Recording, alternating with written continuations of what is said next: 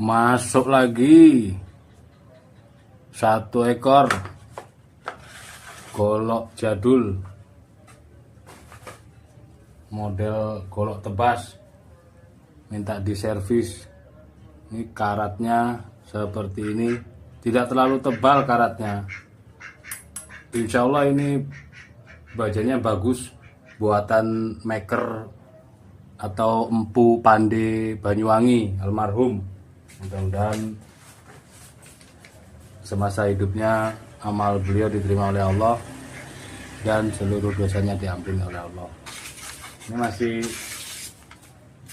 sangat kasar ya, di kertas masih belum mampu, belum rata. Ada tajam dikit di sini tapi belum rata. Kita coba garap.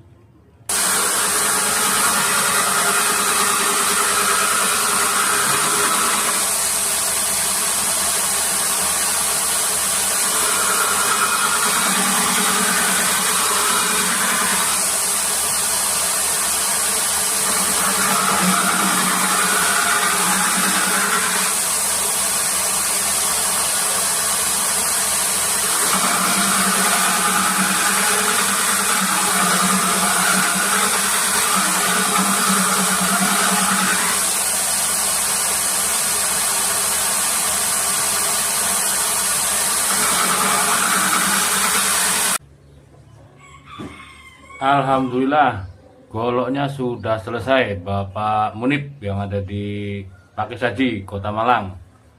Nah, ini sudah saya rampingkan karena bodinya terlalu bongsor ya. Terus untuk yang bekas-bekas tempaan ini nggak bisa, karena kalau ngikutin dalamnya pasti akan semakin tipis. Jadi ini sudah ramping.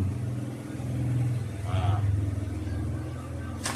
yang penting yakin dan mantap, meskipun model seperti ini insya Allah bisa dipakai untuk sembelihan sapi. Kita tes. Oh, Masya Allah,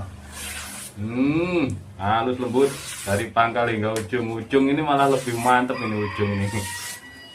Jadi buatan Pande Besi Banyuwangi memang tidak diragukan lagi. Untuk sepuhannya mantep banget. Ini jos gados ini.